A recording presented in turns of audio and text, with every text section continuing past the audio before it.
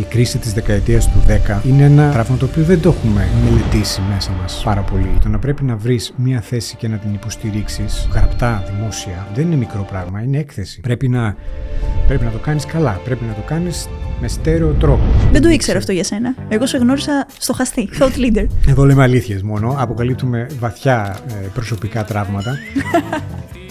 Στο 2015-2016 έπεσα πάνω σε ένα άρθρο που λεγόταν «Σε διψηλανές ξαπλώστρες χωρίς χάσμα γενεών».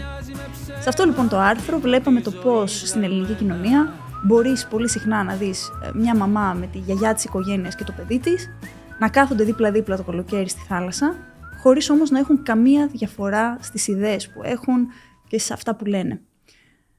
Μου είχε κάνει μεγάλη εντύπωση τότε το perspective που λέμε. Δηλαδή το πώς κάτι τόσο απλό που το βλέπουμε όλοι, μια οικογένεια να κάθονται όλοι μαζί στην παραλία, κάποιος μπήκε στη διαδικασία να το σκεφτεί τόσο διαφορετικά και να σου μιλήσει για την έλλειψη νέων ιδεών στη χώρα. Αυτό λοιπόν το αιχμηρό της σκέψης σας το έφερα σήμερα εδώ. Έχουμε μαζί μας τον Θοδωρή Γεωργακόπουλο. Καλησπέρα, ευχαριστώ για την εισαγωγή. Την πρωτότυπη και ενδιαφέρουσα εισαγωγή. Ευχαριστώ. Αναρωτιέμαι αν όταν γράφεις κάτι, έχεις σκεφτεί ποτέ πόσο μπορεί να επηρεαστεί κάποιος που θα το διαβάσει μια φορά? Όχι, καθόλου, ποτέ. Δεν μπορώ να σκεφτώ το τι θα γίνει μετά και ποιος θα το διαβάσει και πώς θα το διαβάσει και τι επιπτώσεις θα έχει. Απλά αποτυπώνω κάποιες σκέψεις οι οποίες είναι διαφορετικές από όσα έχω διαβάσει για το συγκεκριμένο θέμα μέχρι τότε. Αυτό είναι το κίνητρο ουσιαστικά. Στη συγκεκριμένη περίπτωση που αναφέρεις, είναι εξαίρεση γιατί είναι ένα από τα άρθρα που θυμάμαι. Γιατί έχω ξεχάσει πάρα πολλά από το περίπου 600 που έχω γράψει τα τελευταία 10 χρόνια στην Καθημερινή. Η αφορμή ήταν η ιδέα του χάσματος γενεών. Κάτι είχα διαβάσει, κάτι για το πώς.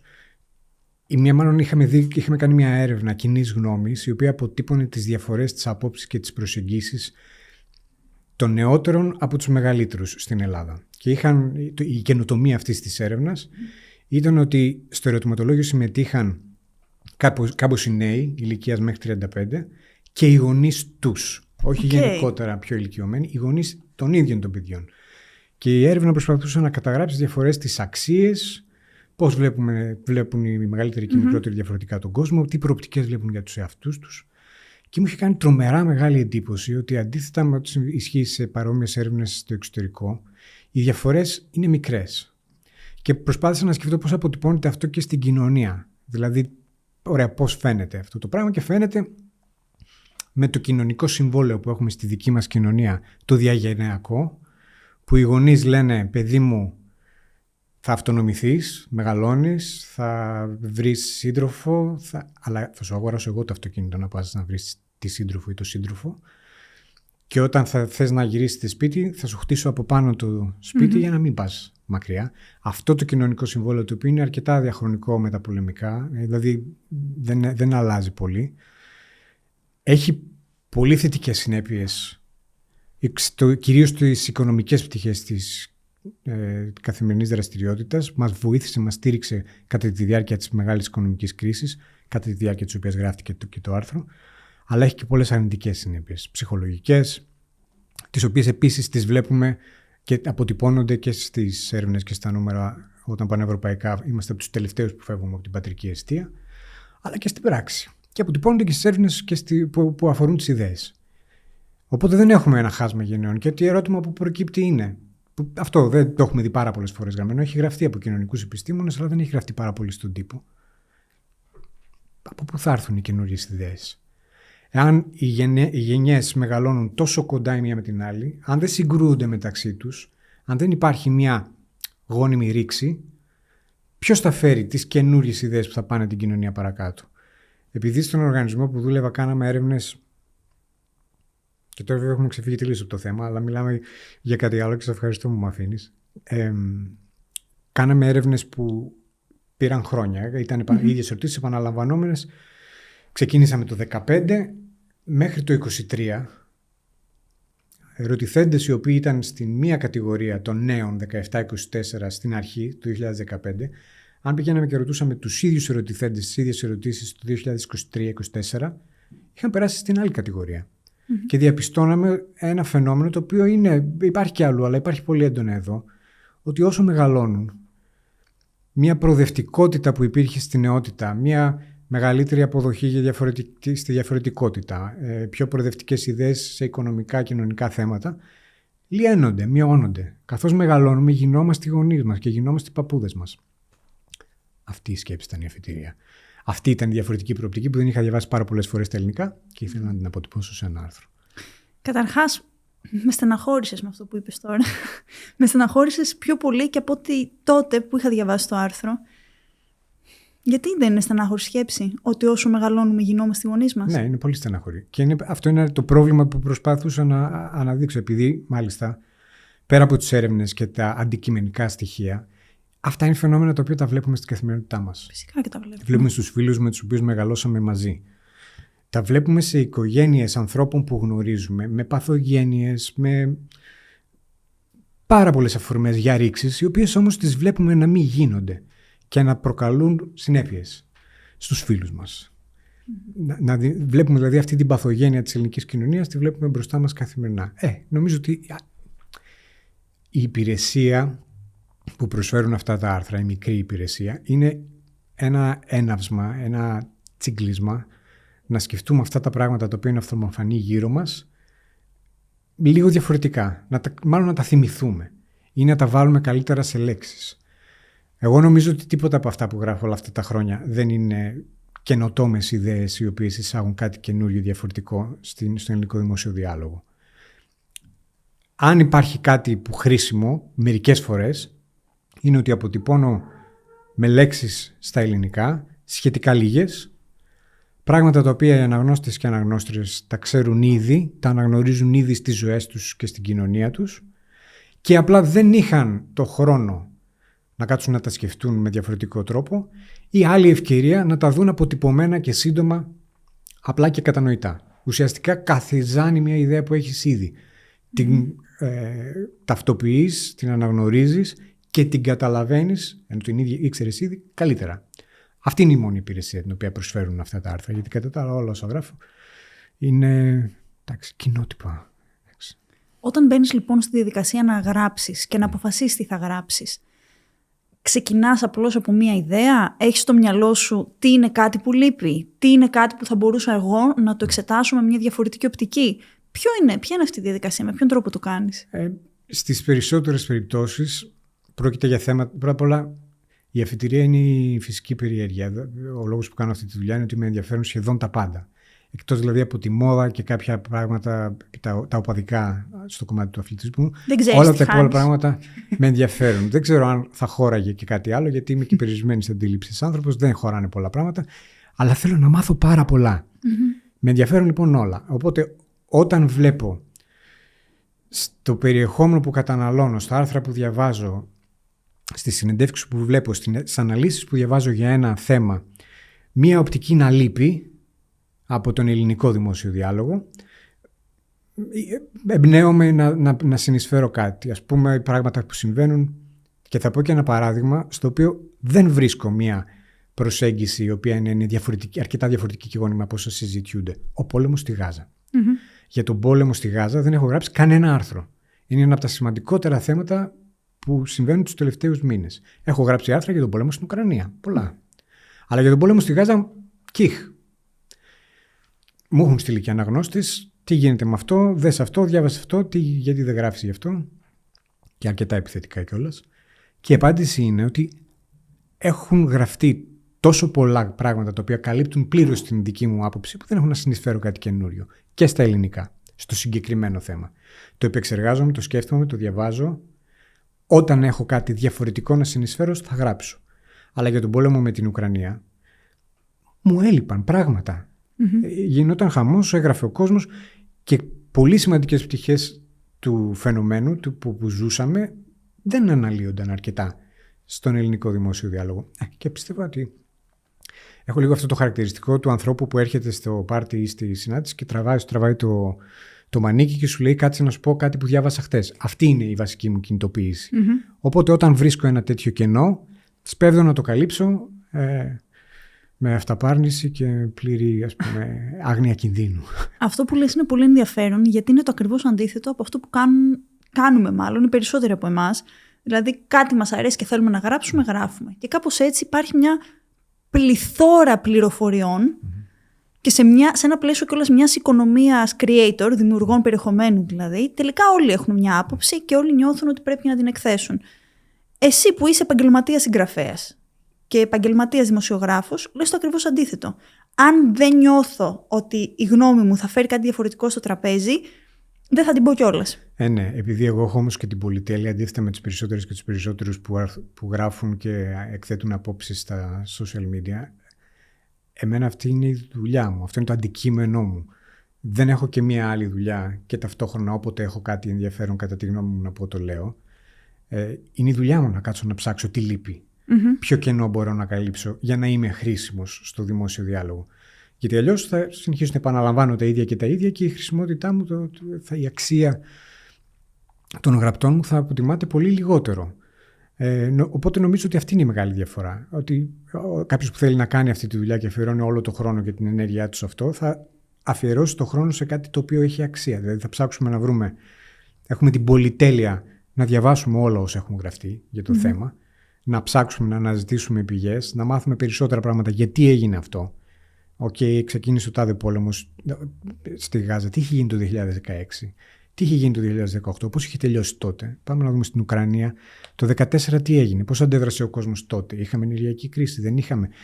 Διαβάζοντας αυτά τα πράγματα που ο κανονικός κόσμος δεν έχει την πολυτέλεια και το χρόνο να το κάνει, νομίζω ότι μπορείς πιο εύκολα να βρεις τα κενά. Εγώ μπορώ να πάω, ας πούμε, ήρθα λίγο πιο νωρίς. Αν υπήρχε καφετέρια πιο δίπλα, θα πήγαινα να κάτσω, θα άνοιγα το τελευταίο τεύχος του Economist και θα ξεφύλιζα μέχρι να έρθει η ώρα να έρθουμε εδώ. Αυτό είναι δουλειά για μένα. Αυτό είναι χρόνος που θα καθόμουν με ένα καφέ και θα φαινόμουν απ' έξω, θα αναρωτιόταν ο κόσμος, μα αυτοί οι άνθρωποι 12.30 ώρα το μεσημέρι δεν δουλεύουν. Εγώ δουλεύω εκείνη την ώρα.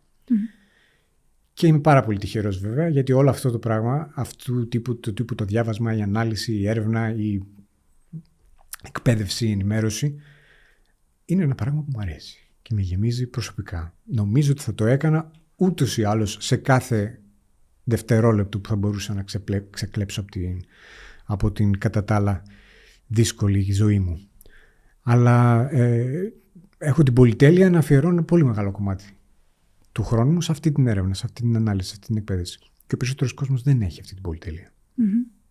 Δεδομένου του ότι είσαι και συγγραφέας, επαγγελματίας και δημοσιογράφος, ομιλητής, μεταφραστής, είναι πολλές διαφορετικές ταυτότητες που βέβαια κάπου συγκλίνουν. Αλλά εσύ πώς αυτό προσδιορίζεσαι? Αυτό είναι καλή ερώτηση. Και είμαι σε φάση κιόλας που δεν έχω ιδέα πώς να χαρακτηρίσω τον εαυτό μου. Είμαι από αυτά που αποκαλούμε δημοσιογράφος, αλλά δημοσιογραφία κανονική έχω να κάνω πάρα πολλά χρόνια. Όταν λες κανονική, φαντάζομαι εννοείς ρεπορτάζ. Έρευνα. Να κάτσουμε να ερευνήσουμε ένα θέμα και να γράψω ένα κείμενο που προκύπτει από τέτοιου τύπου έρευνα. Έχω να εκδώσω βιβλίο με τον παραδοσιακό κανονικό τρόπο περίπου 12 χρόνια. Το επόμενο βέβαια έρχεται σε λίγους μήνες, αλλά παρόλα αυτά δεν ξέρω αν δικαιούμαι αυτό που αποκαλούμε συγγραφέας. Πέρασα ένα μεγάλο χρονικό διάστημα στο οποίο έκανα δουλειά η οποία δεν μοιάζει με τίποτα από αυτά. Είχα διοικητική θέση σε έναν οργανισμό ο οποίος έκανε έρευνες, ένα think tank. Οπότε δεν ξέρω πώς να αυτό αποκαλώ τον εαυτό μου. Και με ρωτάνε άνθρωποι, οι οποίοι υπάρχουν και άνθρωποι που δεν με ξέρουν και με ρωτάνε με τι ασχολείστε και είναι πάρα πολύ δύσκολο να τους λέω, γράφω στην Καθημερινή και ξεμπερδεύω, αλλά είναι πιο περίπλοκο από αυτό. Πολύ πιο περίπλοκο. Και μάλιστα έχει να κάνει και πάρα πολύ, έτσι έχει φοβερή σύνδεση με κάτι που εγώ λέω συνέχεια στους ανθρώπους που με ρωτάνε πώς να αντιμετωπίσω την καριέρα μου, με ποιον τρόπο μπορώ να εξελιχθώ. Έχουμε μείνει σε μια παλιά άποψη για την καριέρα που έχει να κάνει με το ότι είναι μια σκάλα την οποία πρέπει να ανεβαίνεις και να πηγαίνεις ψηλά. Ενώ οι καριέρες στην πραγματικότητα, σήμερα ειδικά, μοιάζουν πολύ περισσότερο με παιδική χαρά. Που θα κάνεις και λίγο τραμπάλα, θα κάνεις και λίγο κούνια, θα δοκιμάσεις περισσότερα πράγματα. Και εσύ δοκιμάζεις πράγματα. Με ποιο κριτήριο επιλέγεις ποιο είναι το επόμενο πράγμα που θα δοκιμάσεις? Αυτή είναι καλή ερώτηση. Έχουμε στο think tank στο οποίο δούλευα, μεταφράσαμε και εκδώσαμε στα ελληνικά ένα βιβλίο που λέγεται «Ο γρίφος των 100 χρόνων», 2 Βρετανών ερευνητών από το LSE, το οποίο περιγράφει ακριβώς αυτή τη μετάβαση που είπες με την ωραία αναλογία της παιδικής χαράς, σε 400 σελίδες. Εξηγούν δηλαδή ότι έχουμε περάσει και θα συνεχίσουμε να περνάμε όλο ένα και περισσότερο σε ένα στάδιο, μια μορφή καριέρας, η οποία θα αποτελείται από μεγάλα διαλύματα και μεγάλες περιόδους όπου θα αλλάζουμε αντικείμενο.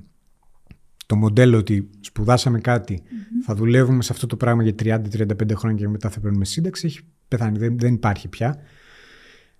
Περνάμε σε ένα μοντέλο λοιπόν το οποίο λέει ότι σπουδάζουμε κάτι, ασχολούμαστε με κάτι, αποκτούμε εμπειρία, μετά φεύγουμε και για 1 ή 2 χρόνια κάνουμε ένα διάλειμμα, ένα σαν sabbatical, όπου αποκτούμε καινούργια skills, κερδίζουμε αυτά που αποκαλούν μη περιουσιακά assets, μη περιουσιακά στοιχεία, τα οποία μας κάνουν πιο πλούσια την εμπειρία, και μετά μπαίνουμε σε ένα καινούργιο κύκλο δραστηριότητας, ακόμα και σε εντελώς διαφορετικό μοντέλο, σε εντελώς διαφορετικό sector, σε εντελώς διαφορετική αγορά.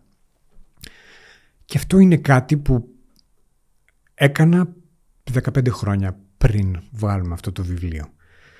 Ξεκίνησα, εγώ έπρεπε να γίνω βιολόγος, βιολογία σπούδασα στο πανεπιστήμιο. Βιολογία είναι, για όσες και όσους ξέρουν, μια επιστήμη αρκετά αχανής.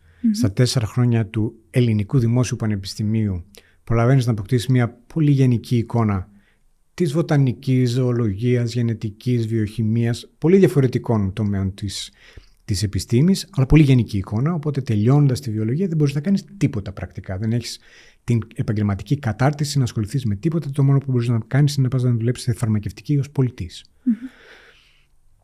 Οπότε δεν ήταν κάτι που θα μπορούσα να κάνω. Οπότε με εντελώς τυχαίο τρόπο βρέθηκα στη δημοσιογραφία από σπόντες, τυχαία γεγονότα, τηλέφωνα τα οποία με ξύπναγαν στις 2.30 το μεσημέρι φοιτητής μου. Ραντεβού στα οποία πήγαινα άσχετος τελείως ως φοιτητής, επαγγελματικά ραντεβού, να μου κάνουν συνέντευξη, χωρίς να ξέρω που πάντα 4, χωρίς να έχω βιογραφικό, χωρίς να έχω τίποτα. Μέσα από όλες αυτές τις συγκυρίες λοιπόν βρέθηκα να γίνω δημοσιογράφος σε ένα μεγάλο δημοσιογραφικό όμιλο, στον οποίο με κάποιο μαγικό τρόπο έμεινε 11 χρόνια. Μέχρι που άλλαξα εντελώς, πήρα την απόφαση, όπως είπες, όπως έθεσες στην ερώτησή σου, να φύγω από εκεί και να κάνω ένα από αυτά τα διαλύματα. Την απόφαση δεν την πήρα μόνος μου βεβαίως, δεν μπορούσα ποτέ να πάρω μια τόσο θαραλέα και δύσκολη απόφαση. Την απόφαση την πήρα όταν σε αυτή την εταιρεία την οποία δούλευα για 11 χρόνια, στην οποία είχα φτάσει σε αρκετά υψηλές θέσεις, είχαμε βγάλει λεφτά, ήμασταν στο τέλος των πολύ καλών εποχών των έντυπων στην Ελλάδα. Την πήρα την απόφαση όταν διαπίστωσα ότι τελειώνει το σαπούνι στις τουαλέτες της εταιρείας, μιας εταιρείας με 500 ανθρώπους, και δεν το αντικαθιστούν επειδή δεν έχουν να πληρώσουν τον προμηθευτή να τους φέρει καινούριο σαπούνι. Στο αμήν δηλαδή, την τελευταία στιγμή, λίγους μήνες πρακτικά πριν κλείσει η εταιρεία που έκλεισε, πήρα την απόφαση να παραιτηθώ για πρώτη φορά, να φύγω, χωρίς αποζημιώσεις, χωρίς τίποτα, αλλά χωρίς να χάσω και χρήματα που έχασαν συνάδελφοι οι οποίοι έμειναν μέχρι το τέλος. Και για περίπου 2 με 3 χρόνια, έχοντας το οικονομικό μαξιλαράκι που με εξασφάλισε η πρώτη μου καριέρα, είχα την ευκαιρία να δοκιμάσω πράγματα. Να αποκτήσω αυτά τα μη περιουσιακά assets που περιέγραφε μετά από χρόνια η κυρία στο βιβλίο της. Θα γνώριζα ανθρώπους, απλά για καφέ, με ανθρώπους στους οποίους είχα δει σε μια ομιλία ή που είχαμε συμπέσει σε ένα συνέδριο και είχαμε μιλήσει, ή που έγραφαν ωραία πράγματα στην αρχή της οικονομικής κρίσης στην Ελλάδα τότε και ήθελα να πειράξω, να αναμοχλεύσω το μυαλό τους, να δω πώς σκέφτονται. Έκανα άπειρες πολύτιμες γνωριμίες εκείνη την περίοδο. Έγραψα το μυθιστόρημα που ήθελα να γράψω και δεν είχα χρόνο πριν να το κάνω. Έκανα μια επιχειρηματική προσπάθεια, απονενοημένη, αλλά πάρα πολύ διδακτική, βραχύβια. Και μέσα από όλες αυτές τις συναντήσεις, όλη αυτή τη ζήμωση, όλη αυτή την τριβή με ένα οικοσύστημα δημιουργικών ανθρώπων στην Ελλάδα, μοιραία, οργανικά, αναπόφευκτα προέκυψε το επόμενο βήμα, που ήταν το think tank το οποίο φτιάξαμε από την αρχή, από το 2014 και μετά. Και όταν έκλεισε και αυτός ο κύκλος, έχω μπει τώρα εδώ και 1 χρόνο στη διαδικασία ενός νέου διαλύματος, δημιουργικού τέτοιου διαλύματος που έγραψα, άλλο ένα βιβλίο που δεν προλάβαινα να γράψω πριν. Νομίζω κάπως έτσι θα πάει. Και νομίζω ότι αυτό είναι ένα μοντέλο το οποίο όλο ένα και περισσότεροι άνθρωποι, όχι σε όλες τις αγορές, όχι σε όλες τα επαγγέλματα, δεν είναι εφικτό παντού, αλλά όλο ένα και περισσότεροι άνθρωποι σε διάφορα πεδία που αγγίζουν τα δημιουργικά πεδία, αλλά όχι μόνο, θα το ακολουθούν με τον ένα με τον άλλο τρόπο. Θέλοντας και μη κιόλας, γιατί μερικές φορές σε πιέζουν και οι συνθήκες να πας προς αυτή την κατεύθυνση. Αλλά αυτό είναι το μοντέλο. Και ομολογώ ότι αν ήμουν πιο θαραλέος, αυτές τις κινήσεις και τα διαλύματα θα τις έκανα πιο νωρίς, θα τα έκανα πιο συχνά. Αποδεικνύεται ότι είναι πάρα πολύ γόνιμα και ότι δεν υπάρχει ο κίνδυνος, αλλά εντάξει, φταίει και το πώς έχουμε μεγαλώσει, με τι φοβίες και περί φτώχειας και θα μπορέσω να βρω δουλειά, θα μπορέσω όλο ένα και περισσότερες ευθύνες, έχουμε παιδιά, δεν είναι πάρα πολύ εύκολο. Εντάξει, και ο καθένας να παίρνει και το χρόνο του. Δηλαδή, δεν είμαστε έξω από τις ανασφαλίες μας. Όλα αυτά που περιγράφεις είναι πολύ εύκολο να πούμε. Αν διάβαζες, θα ήσουν ο καλύτερος μαθητής. Ναι, αλλά το διάβασμα είναι το μεγαλύτερο κομμάτι της διαδικασίας για να είσαι ο καλύτερος μαθητής. Αντίστοιχα, λοιπόν, το να παίρνεις ρίσκα έχει να κάνει πολύ και με το πόση ασφάλεια νιώθεις, πόση αυτοπεποίθηση έχεις. Ναι, βέβαια. Οπότε, όταν είσαι έτοιμος να το κάνεις, το κάνεις. Και σημασία έχει τι γίνεται. Θα ήθελα να είμαι έτοιμος λίγο πιο νωρίς. Και βλέπω με χαρά ότι υπάρχουν άνθρωποι που τους καμαρώνουν την καριέρα τους, οι οποίοι παίρνουν τέτοιου τύπου ρίσκα, ακόμα και στις χειρότερες των συνθήκων. Μην ξεχνάμε ότι όλες αυτές οι συζητήσεις, ωραία, εδώ και στο podcast, γίνονται σε μια χώρα η οποία έχει περάσει ένα γιγάντιο συλλογικό τραύμα. Η κρίση της δεκαετίας του 10 είναι ένα τραύμα το οποίο δεν το έχουμε μελετήσει μέσα μας πάρα πολύ. Γενικώς δεν νομίζω ότι μελετάμε τα συλλογικά τραύματα. Ούτε η καραντίνα φαίνεται να την έχουμε μελετήσει και να την έχουμε βγάλει από το σύστημά μας. Όχι, αλλά μας έχει αφήσει κουσούρια. Πάρα πολλά. Μας έχει αφήσει, τα οποία θα φαίνονται στο μέλλον, δηλαδή η γενιά που μεγάλωσε μέσα και έφαγε όλο το πακέτο μέσα στη δεκαετία του 10, αυτά τα πράγματα θα τα δει. Έχει αλλοιώσει τον τρόπο με τον οποίο αντιμετωπίζουν την πραγματικότητα σήμερα και τον τρόπο με τον οποίο θα αντιμετωπίζουν τις μελλοντικές προκλήσεις στη συνέχεια. Είναι πάρα πολύ δύσκολο να παίρνεις τέτοιου τύπου ρίσκα. Θεωρείς ότι υπάρχει μια ητοπάθεια λοιπόν στην κοινωνία που είναι αποτέλεσμα αυτής της... Ανασφάλεια, ναι. Δεν είναι εύκολο. Μέσα μας μπορεί εξωστρεφώς να μην το έχουμε επεξεργαστεί, να μην το έχουμε βάλει σε λόγια, να μην έχουμε πάρει τα μαθήματα και τα διδάγματα ώστε να αλλάξουμε συμπεριφορές κτλ. Γιατί εξωστρεφώς δεν έχει αλλάξει κάτι. Το ίδιο είμαστε όπως ήμασταν και πριν. Αλλά μέσα μας έχει καθιζάνει ένας νέος φόβος, ο οποίος δεν υπήρχε πριν. Εγώ μεγάλωσα σε προηγούμενες εποχές. Σε εποχές στις οποίες τα πράγματα στην Ελλάδα πήγαιναν ολοένα και καλύτερα. Δηλαδή δεκαετία... Δεν θυμάμαι δεκαετίες 80 και ούτε να το φανταστώ δεν μπορώ. Δεκαετία 90... Κοίτα, πάντα συζητάγαμε πόσο χάλια είναι όλα και πόσο χάλια τα κάνει η κυβέρνηση και πόσο είμαστε σε κρίση. Ακόμα και όταν ήμουνα και δουλεύαμε σε μια εταιρεία η οποία πέταγε λεφτά, βγάζαμε ηλικιώδη ποσά κάθε μήνα. Περνάμε κρίση. Ο κλάδος μας περνάει κρίση. Πρέπει να βρούμε λύσεις για την κρίση. Παίρνανε τα χιλιάρικα για να γράφουμε αρθράκια και τέτοια. Αδιανόητες στιγμές. Δεν είχαμε κρίση. Οδεύαμε προς κρίση.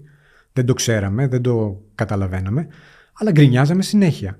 Παρ' όλα αυτά, η αισιοδοξία που υπήρχε την περίοδο πριν και μετά τους Ολυμπιακούς Αγώνες στην Ελλάδα είναι μια εμπειρία που οι νεότερες γενιές δεν έχει ζήσει σε αυτή τη χώρα. Μας έχει στιγματίσει σε μεγάλο βαθμό αυτό το πράγμα. Να έχουμε ζήσει ένα σημαντικό κομμάτι της πρώιμης καριέρας μας σε μια χώρα η οποία προοδεύει, η οποία μοιάζει να πηγαίνει προς τη σωστή κατεύθυνση. Μια προοπτική να έχουμε στο πίσω μέρος του μυαλού μας ότι εντάξει, ακόμα και αν τώρα γκρινιάζουμε και τα πράγματα είναι δύσκολα, σε 5 σε 10 χρόνια θα είναι καλύτερα. Τώρα δεν υπάρχει αυτό. Το χάσαμε, μας κόπηκε κατά τη διάρκεια της κρίσης. Γιατί είδαμε ότι όχι, τα πράγματα μπορεί να είναι και χειρότερα. Τα πράγματα είναι τώρα χειρότερα. Κανένας δεν μας λέει σίγουρο ότι σε 10 χρόνια θα είναι καλύτερα. Και τώρα από το 19 που έχουμε βγει από την κρίση, υπάρχει υπόγεια μέσα μας η φοβία ότι θα ξαναχρεοκοπήσουμε. Είδαμε πώς γίνεται. Είδαμε ότι γίνεται. Γιατί να μην ξαναγίνει. Εάν ήμασταν σε διαφορετική τροχιά, παρεμπιπτόντως και τώρα το πάμε στο πολιτικό-οικονομικό θέμα, αν η χώρα μας είχε μπει σε μια πραγματικά διαφορετική μεταρρυθμιστική τροχιά από το 2019 και μετά, 2018, νομίζω ότι θα βλέπαμε αυτό που μας υπόσχονταν τα Roaring Twenties. Ότι πληρώσαμε αυτά που ήταν να πληρώσουμε, φάγαμε όλα τα τραύματα, δεχτήκαμε όλα τα τραύματα, φάγαμε τις μπουνιές και τώρα μας αξίζει, αφού ξεπεράσαμε αυτό το σκόπελο, μας αξίζει να δρέψουμε και τους καρπούς αυτών των κόπων, αυτών των θυσιών. Η Ελλάδα έχασε το 1/4 της οικονομίας της. Χώρες που χάνουν πολέμους χάνουν λιγότερα από όσα χάσαμε εκείνη την περίοδο. Και βγήκαμε σε έναν κόσμο απαράλλαχτη, χωρίς να φαίνεται ότι παίρνουμε τις δύσκολες αποφάσεις, τα διδάγματα και ουσιαστικά να περνάμε τις πολιτικές μεταρρυθμίσεις οι οποίες χρειάζονται για να γίνουμε μια καλύτερη ευημερούσα χώρα.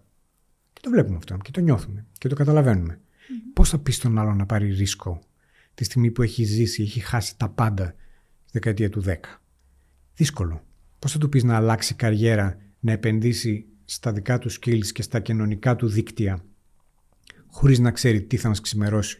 Και αν το 2032 που τελειώνει η περίοδος χάριτος για τα δάνεια της χώρας, η χώρα δεν ξαναχρεοκοπήσει. Είναι πάρα πολύ δύσκολο. Είναι ένα θεσμικό πρόβλημα, το οποίο συνδέεται και με αυτό που είπαμε στην αρχή για τις οικογένειες και για το κοινωνικό συμβόλαιο.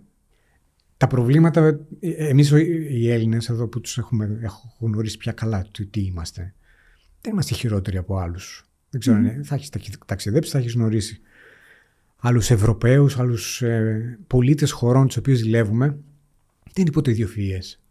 Δεν είναι τίποτα σούπερ καπάτσι. Σε κάποιες περιπτώσεις, στις δύσκολες καταστάσεις, και εμείς μια χαρά ανταποκρινόμαστε, μπορούμε να τα φέρουμε εις πέρας. Δεν είμαστε χειρότεροι. Είναι θεσμικό το πρόβλημα. Είναι πρόβλημα κουλτούρας, πρόβλημα προσαρμογής σε δύσκολες συνθήκες και πώς βγαίνουμε από τις κρίσεις. Τι μαθαίνουμε, τι καινούργιες ιδέες παράγονται μέσα από τη δική μας κοινωνία, μέσα από τις δικές μας οικογένειες και μέσα από τις δικές μας κοινωνικές και οικονομικές δομές. Αν παραλυρώ, μπορείς να με διακόπτεις πιο συχνά. Δεν ξέρω αν. Όχι, δεν παραλυρείς καθόλου. Βγάζει πάρα πολύ νόημα. Η σκέψη που έκανα είναι ότι πολλές φορές έχεις χαρακτηριστεί απεσιόδοξος για τα γραπτά σου. Ποιος το είπε? Πώς τον λένε, πού μένει? Θα σου στείλω να δεις. Έχεις χαρακτηριστεί λοιπόν απεσιόδοξος, γιατί ενώ με πολύ ωραίο, καυστικό και αιχμηρό τρόπο καταδεικνύεις τα προβλήματα, τα κοινωνικά, ειδικά στην Ελλάδα, δεν δίνεις πάντα ελπιδοφόρες λύσεις.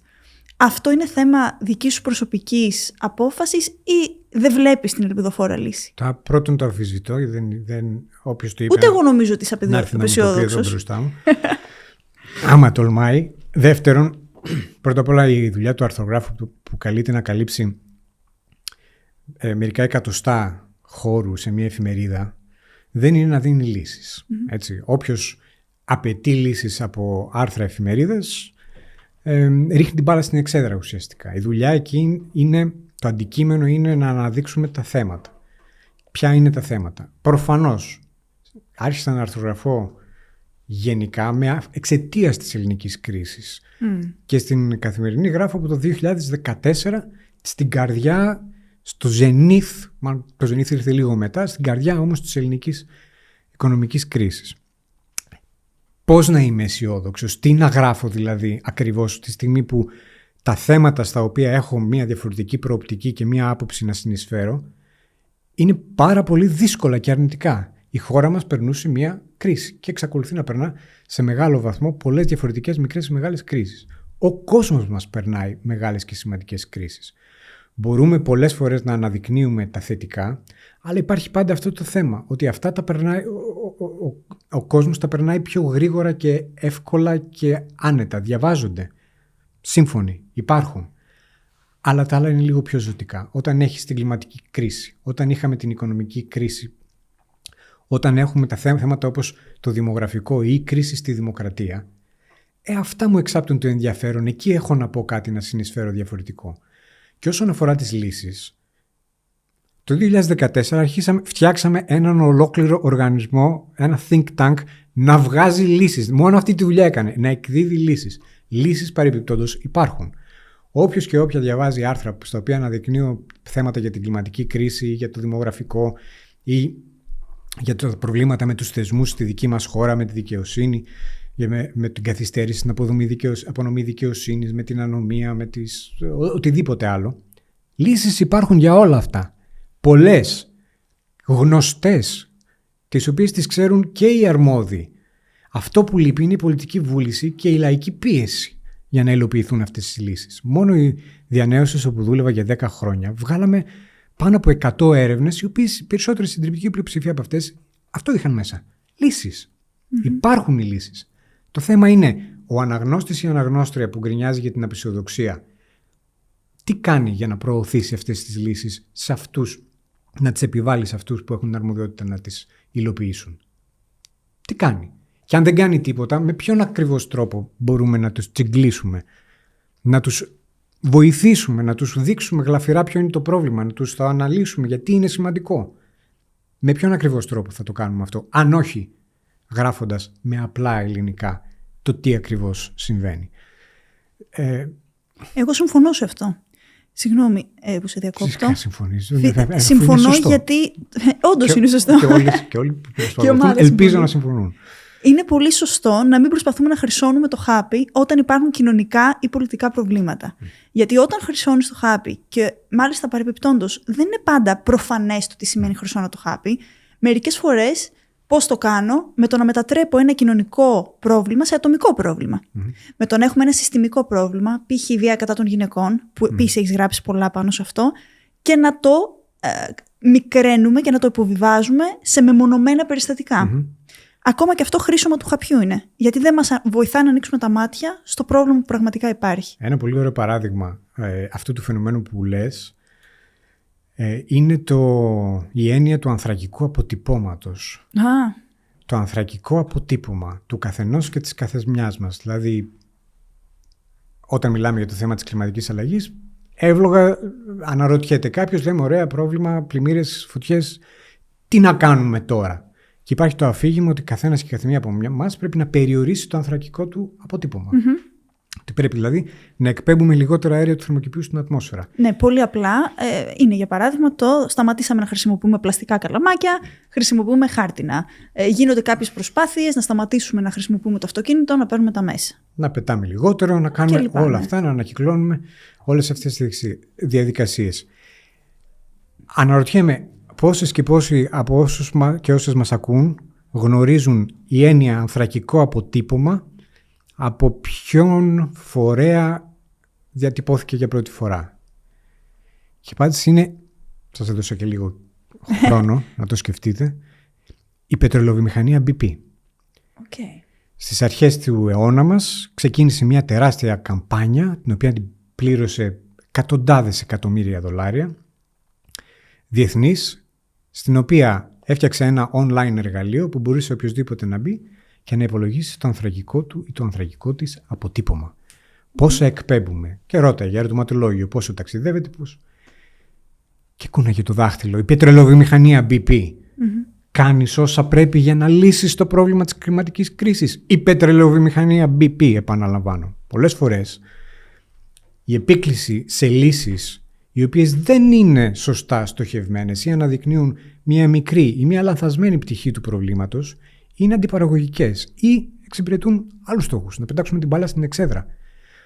Το θέμα του δημογραφικού, για παράδειγμα, το χρησιμοποιούν με αυτόν τον τρόπο κάποια ιδεολογικά άκρα, τα οποία έχουν θρησκευτική αφετηρία ή ακροδεξιά αφετηρία, για να αρθρώσουν πολιτικό λόγο που έχουν να κάνουν με τον τρόπο που ζουν οι άλλοι άνθρωποι ουσιαστικά. Τους αρέσει πάρα πολύ να σχολιάζουν το πώς ζουν οι άλλοι άνθρωποι, χωρίς όμως να έχει καμία σχέση με το φαινόμενο του δημογραφικού προβλήματος. Πάρα πολλές φορές τέτοια προβλήματα τα χρησιμοποιούν για διάφορους λόγους. Διάφορα κέντρα λήψης αποφάσεων, θεσμοί, φορείς, πολιτικά κέντρα ή άλλα, για να ρίξουν την μπάλα στην εξέδρα. Οπότε, όταν είναι να μιλήσουμε για λύσεις, να σας γράψω εγώ ποιες μπορεί να είναι οι λύσεις. Στο δημογραφικό δεν υπάρχει λύση. Σας αρέσει αυτό σαν μήνυμα? Χρειάζομαι άλλες 5.000 λέξεις, 10.000 λέξεις, ίσως 3 βιβλία, για να το πάμε σε βάθος και να καταλάβουμε γιατί δεν υπάρχει λύση, ποιο είναι το φαινόμενο που συζητάμε και πώς σας κοροϊδεύουν οι ακροδεξιοί ή οι θρησκόληπτοι οι οποίοι θέλουν να καταργήσουν τις αμβλώσεις ή δεν ξέρω εγώ τι άλλο σκοπό έχουν. Είναι δύσκολο να το κάνεις σε ένα αρθράκι τέτοιας έκτασης 700 λέξεων. Παρεμπιπτόντως, το άρθρο μου της Καθημερινής από την αρχή κιόλας τα γράφω σε 2 εκδοχές. Η μία εκδοχή είναι η πλήρης, η οποία είναι όσο μου βγαίνει το άρθρο. Και σχεδόν πάντα, στο 90% των περιπτώσεων, βγαίνει πολύ μεγαλύτερο από το χώρο που έχει η εφημερίδα να αφιερώσει σε ένα άρθρο γνώμης. Οπότε στη συνέχεια κάνω εγώ ο ίδιος το editing και το κόβω και σε μια δεύτερη εκδοχή που να χωράει στη σελίδα και στέλνω και τις 2 εκδοχές. Και η μία εκδοχή βγαίνει στο φύλλο του Σαββάτου που εκδίδει η Καθημερινή και η άλλη εκδοχή βγαίνει το ίδιο βράδυ στο site, στο καθημερινή.gr ολόκληρη και με links μέσα κτλ. Αλλά μερικές φορές έχω γράψει άρθρα και 2 και 3.000 λέξεων. Τα φαινόμενα αυτά είναι περίπλοκα, δεν είναι εύκολα. Κλιματική αλλαγή έγραψα ολόκληρο βιβλίο. Είχα υπογράψει να γράψω 50.000 λέξεις, ένα βιβλίο 50.000 λέξεων, να γράψω 95. Είναι πάρα πολύ δύσκολα και περίπλοκα. Είναι δύσκολο να τα μικρύνεις και μικραίνοντάς τα σε έκταση ή απλοποιώντας τα πέρα από κάποιο βαθμό, τα ευτελίζεις και διαστρεβλώνεις κιόλας και το τελικό μήνυμα το οποίο θέλεις να περάσεις. Σε αυτό φταίνε πάρα πολύ και τα social, με τον τρόπο που μας έχουν εκπαιδεύσει στο να δίνουμε τα μηνύματα όσο πιο σύντομα γίνεται, όσο πιο περιεκτικά, όσο μικρότερα, ενώ πολλές φορές θέλουμε να μιλήσουμε για σύνθετα θέματα. Ακόμα και όταν μπήκα στη διαδικασία να ξεκινήσω να στείνω αυτό το podcast, ξέρω ότι το σωστό είναι να είναι 20-25 λεπτά. Δεν μπορώ όμως να πιάσω το βάθος που θέλω στα θέματα που θέλω σε 20-25 λεπτά. Νομίζω ήταν μία από τις απαντήσεις που έχω. Πέρυσι ήρθα σε μία ομιλία σου που μιλούσες για το δημογραφικό πρόβλημα, για το γεγονός δηλαδή ότι δεν γεννάμε στο βαθμό που γερνάμε και πεθαίνουμε και το συνδύαζες πάρα πολύ ωραία φυσικά με την κλιματική αλλαγή και η ομιλία σου έκλεινε ως εξής, δεν θα το ξεχάσω ποτέ. Είπες καλή τύχη σε έναν κόσμο που γερνάει, πνίγεται και φλέγεται. Ήταν και λίγο πιο δραματοποιημένο, έτσι. Ήμασταν σε μια... Δεν ήταν σε όμως. Ήταν πάρα πολύ σωστό. Ήταν on point. Έτσι νιώθω. Βέβαια... Νιώθω καλή τύχη σε έναν κόσμο που όντως γερνάει, όντως πνίγεται και όντως φλέγεται. Και τώρα βέβαια σε τέτοια μηνύματα το είχα και το context της ομιλίας ήταν τέτοιο ώστε έπρεπε να κλείσει κάπως θεατρικά, αλλά αν θέλουμε να είμαστε ακριβείς, όντως αυτή τη στιγμή δουλεύουμε, μεγαλώνουμε, δρούμε σε έναν κόσμο ο οποίος γερνάει, μικραίνει, σε μια χώρα που μικραίνει. Η ζωή γίνεται ολοένα και πιο δύσκολη. Οι συνθήκες έξω στον κόσμο, ο αέρας που αναπνέουμε, η θερμοκρασία, τα ακραία καιρικά φαινόμενα κάνουν μια κατάσταση που γίνεται ολοένα και πιο δύσκολη. Πώς να γίνω αισιόδοξος? Αλλά υπάρχει εδώ ένας μεγάλος αστερίσκος, ένα μεγάλο αλλά. Την ίδια ώρα, εμείς είμαστε εδώ σε ένα ωραίο κλιματισμένο υποθέτω χώρο, σε εξαιρετικές συνθήκες, με τα φώτα. Έχουμε ηλεκτρικό ρεύμα 24 ώρες το 24ωρο. Μια χαρά είναι οι συνθήκες αυτή τη στιγμή, έτσι όπως είμαστε εδώ. Η κλιματική αλλαγή, το δημογραφικό πρόβλημα, είναι αυτές οι τάσεις οι οποίες δημιουργούν μια κατάσταση η οποία διαχρονικά και αν τη δει κανείς και σε βάθος χρόνου στο μέλλον δεν είναι ευχάριστη, δεν είναι εύκολη, αλλά δεν έχουμε καταστραφεί κιόλας. Δεν έχουμε καταρρεύσει. Από πολλές απόψεις είμαστε καλύτερα από ό,τι ήμασταν πριν από 10 χρόνια. Σε 10 χρόνια, ναι, θα είναι ακόμα χειρότερη η κατάσταση και στο κλίμα, αλλά σε κάποιες άλλες περιπτώσεις θα είμαστε ακόμα καλύτερα από ό,τι είμαστε τώρα. Είμαστε ένα είδος σχετικά ευέλικτο, όχι πάρα πολύ, και οι δυναμικές που υπάρχουν για να αντιμετωπιστούν αυτά τα προβλήματα με τον ένα με τον άλλο τρόπο είναι υπαρκτές. Δεν είναι εντελώς αδύνατο. Είναι πάρα πολύ δύσκολο. Και γι' αυτό αφιέρωσα και 95.000 λέξεις στο επερχόμενο βιβλίο όταν πώς ονομάζεται? Μια ελληνική κλιματική κρίση. Okay. Θα βγει από τις εκδόσεις Ψυχογειός σε λίγους μήνες, δεν ξέρω ακριβώς ποια ημερομηνία. Είναι ακριβώς να εξηγήσουμε μέσα από, χρειάζονται τόσες πολλές λέξεις, ότι παιδιά δεν θα καταστραφεί ο κόσμος, δεν καταστρεφόμαστε, είναι δύσκολη η κατάσταση, αλλά ήδη τα τελευταία 20 χρόνια έχουν γίνει άλματα, όχι βήματα προς τη σωστή κατεύθυνση, άλματα, τα οποία πολλές και πολλοί δεν έχουμε συνειδητοποιήσει και αν συνεχίσουμε με πιο γρήγορο βήμα από ό,τι ως τώρα, είναι εφικτό να φτιάξουμε έναν κόσμο ο οποίος θα είναι βιώσιμος, καλύτερος από αυτόν με τον οποίο έχουμε συνηθίσει. Είναι δύσκολο σαν αφήγημα, θέλει πολλή εξήγηση, θέλει πολλές λέξεις, δεν χωράει σε ένα αρθράκι. Οι λύσεις επίσης για να αναλυθούν και να τις υπενθυμίσουν σε κάποιον που βαριέται να τις ψάξει, γιατί είναι όλες εκεί έξω, επίσης χρειάζονται μεγάλη εξήγηση, γιατί εμπεριέχουν και πολλούς συμβιβασμούς. Δεν υπάρχουν εύκολες λύσεις, δεν υπάρχει ένα κουμπάκι, δεν υπάρχει ένα πράγμα που πρέπει να κάνει κάποιος για να το λύσει, για να μειώσει το ανθρακικό του αποτύπωμα. Δεν υπάρχουν αυτά. Αυτά είναι η BP τα βγάζει. Είναι δύσκολες, είναι θεσμικές. Προϋποθέτουν εκατομμύρια, δεκάδες εκατομμύρια, δισεκατομμύρια ανθρώπους να ψηφίσουν με αυτά τα κριτήρια. Δύσκολο. Φέτος μέχρι στιγμής που μιλάμε έχουν ψηφίσει στον κόσμο μας σχεδόν 3,5 δισεκατομμύρια άνθρωποι σε εκλογές στη γη.